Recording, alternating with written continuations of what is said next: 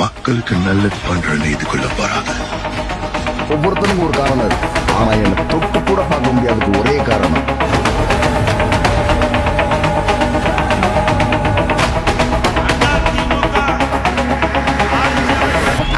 போடா. ஜிம்முக்கு போ, பக்கத்துல போ, ஓடு, விளையாடு.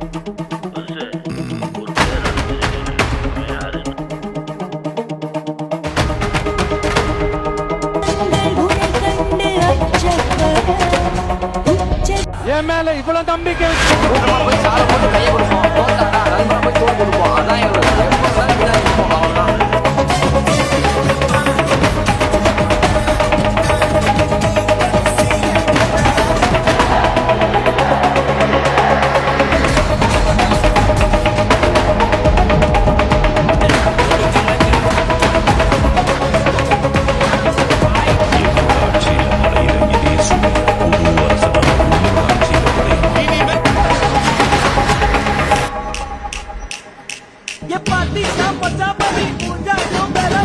தமிழகத்தை ஆள அதிக பணம் தேவையில்லை, அதிக அதிகாரம் தேவையில்லை.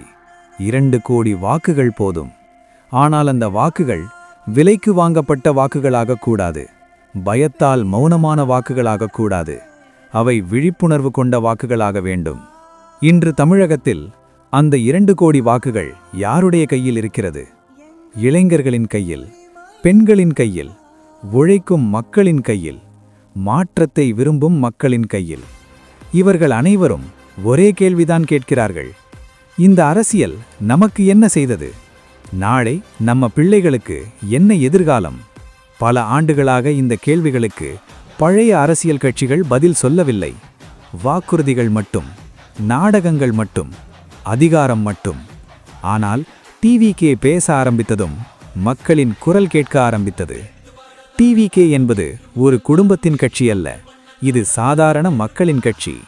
டிவிகே அரசியல் என்பது அதிகாரத்துக்காக அல்ல, நேர்மைக்காக, வெளிப்படைத்தன்மைக்காக, இளைஞர்களின் எதிர்காலத்துக்காக. இன்றைய இளைஞன் பேச்சை மட்டும் பார்க்கவில்லை, அவன் நோக்கத்தை பார்க்கிறான். அந்த நோக்கம் டிவிகேயில் இருக்கிறது. 2026இல் அந்த 2 கோடி வாக்குகள் ஒரே திசையில் நகர்ந்தால் பழைய அரசியல் முடியும், பய அரசியல் முடியும், நாடக அரசியல் முடியும். நேர்மை வெல்லும், மாற்றம் பிறக்கும், டிவிகே ஆட்சி உருவாகும். இது கனவில்லை, கணக்கு, உண்மை, மக்களின் தீர்மானம். 2 கோடி வாக்குகள், அவை ஒன்று சேர்ந்தால் தமிழகத்தின் ஆட்சி மாறும். டிவிகே, மக்களின் குரல். 2026 மாற்றத்தின் ஆண்டு.